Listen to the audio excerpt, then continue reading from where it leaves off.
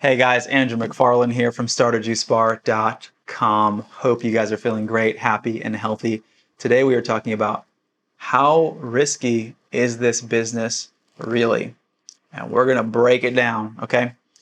But before we dive in, if you guys are new to the channel and you don't know who I am and you don't know what we do, over the last 10 years, myself and my company has had the pleasure of running our own juice bar businesses as well as juice trucks and every fashion you can almost imagine in this industry, as well as helping hundreds of people all over the world launch and scale their juice bar concepts, smoothie bar concepts, acai bowl businesses, healthy cafes, and more. So all the information on this channel is coming from that experience, early invitation. Please press the like button. I appreciate that. I appreciate you. If you appreciate the channel, show some appreciation. It's free, and obviously it's going to expose more people to this content and help the world get healthier, which is our mission, and I'm sure it's yours as well. So press the like button to make that a reality. Now, diving in. I was recently speaking to somebody about risk, and I was actually reflecting on a statement that Elon Musk shared, and he was talking about how a lot of people over-assume their risk in business. And it's important for us to have a realistic perspective on how risky something is, right? And what is actually on the table? What are you actually putting up front as your liabilities? Now, the first thing that I want to talk about is personal risk and being realistic about that, but also just risk as far as the industry is concerned. Now, all of you are going to have more or less risk depending on a number of factors, right? Depending on how prepared you are, depending on how well you execute. Your business becomes proportionally less risky the more you execute well. If you execute poorly, then your risk is increased because your likelihood of success has diminished itself, okay? The good news is that this industry is growing. People's psychology is changing and evolving, and we are the beneficiaries of taking initiative to catch the wave of health that is becoming the new standard and the new norm for humanity. That's a beautiful thing. That is going to reduce your risk. You're not the first person throughout the humanity of time to open a juice bar. People know what this is and they're engaging with it more and more and more. So that's reducing your risk, okay?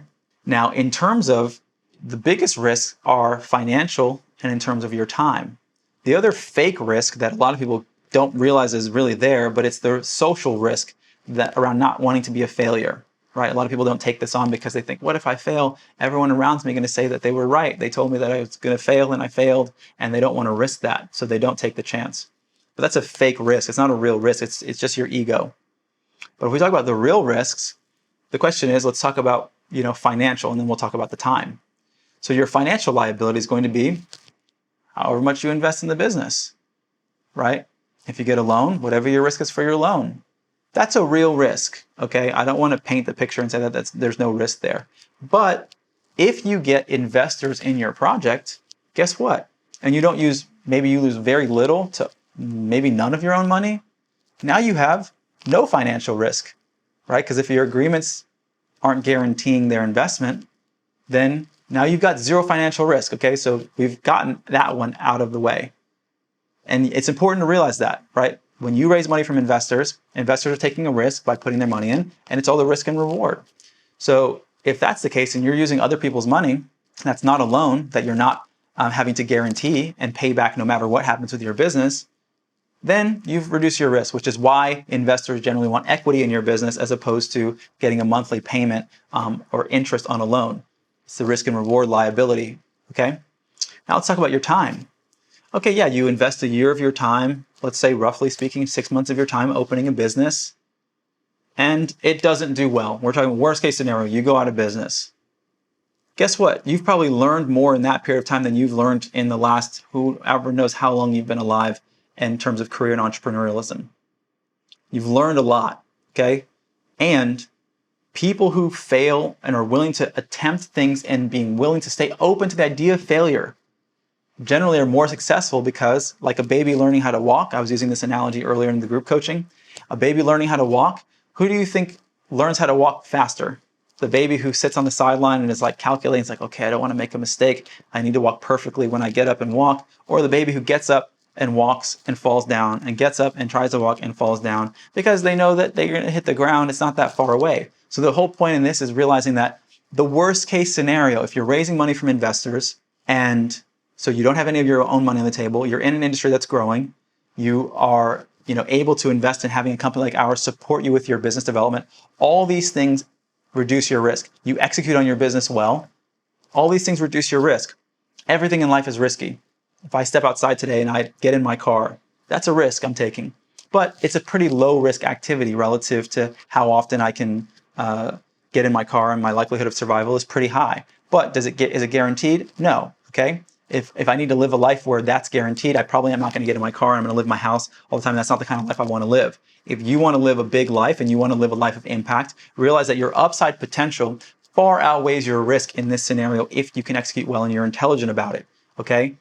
You have very little liability if you are intelligent. Now, there's other ways to mitigate risk. So there's macro and micro risk.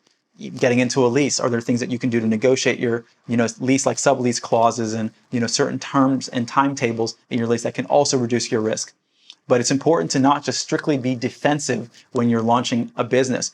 Use a portion of your energy to be defensive, but it's also important to play offense, to think about what do you want to create and putting your energy towards creating that. What is the best thing that can happen for you? How great can your business go? Think about that and plan on that. So if you're ready and you want to take that next step, you want to go deep, you want to, mitigate your risk, but also accomplish the heights of your success, reach out to me personally, Andrew at StartAJuiceBar.com. Happy to help and talk about how we can dive into your business development. As always, hope this has given you some perspective, because your mind state is one of the most important things. The realistic, and the entrepreneurs that I see often that do the best are entrepreneurs who have a different perspective on what a big deal is and what a little deal is. Okay, they open a storefront, they're going to open a business, and they're like, yeah, no big deal. We'll see how it goes. And they're going to do it smart and intelligently, but they're not thinking this is going to be the end of the world. And the entrepreneurs who make it, oh my God, it's going to be the end of the world if my business doesn't work. And honestly, we don't see that happen. 95% of our clients are successful, and many of them have multiple stores. And the small 5% that don't make it, oftentimes it's because they had business partnerships that they established that did not go well, and they couldn't create harmony within the business partnerships, or they had family issues and things happen in their business. But you can be successful, know that it's possible, and there's ways to do it intelligently so you can reduce your risk, but that's going to require you to invest money in making sure you develop your business well, and many, many other things. So as I mentioned, reach out to us. We're happy to help. As always, if you haven't pressed the like button yet, please go ahead and press the like button. It's free. And questions or comments, put in the comment box below. Always love hearing from you guys. If you just want to tell us you appreciate the content, we appreciate you. It inspires us to keep making more content. Hit the subscribe button, notification bell so you get alerted when we release new content. Follow us on Instagram at StartAJuiceBar. There's content that we exclusively release there. We do giveaways. Sometimes we give away free business plans. Sometimes we give away, marketing strategies. Follow us on Instagram if you want to be privy to all the things that we're doing there. And then lastly, the Juice Bar Experts podcast on Spotify and on iTunes. Really easy to find there as well if you like podcasts and you want to listen passively. Until next time, we're here to create a world where there are more juice bars and healthy food service businesses and unhealthy fast food businesses, or slow food businesses that are unhealthy, because it doesn't make sense that we live in a world where people are, 80% of the times that people go out and they consume something, it's not supporting their health. And that's what we're here to do. So hope this has been helpful. Until next time, Andrew McFarland with StartAJuiceBar.com. I'll see you at the next video. I hope you guys have been enjoying the content. If you're in a place where you are really inspired to launch your juice business, but you're not exactly sure what steps to take, for you, we've created a free ebook, the 15 steps to starting your juice bar from scratch. Now, this is going to give you an overview of all the steps that you need to take in order to launch your business. If you want to go even deeper, we created an online course, the Juice Bar Master Blueprint. This is going to go into great detail into every single aspect of the business, starting from the very beginning all the way to actually launching a successful juice business. There's links for both of these in the description below. I know you guys will find a lot of value out of them. As always, wishing you a lot of success, and I'll see you guys in the next video.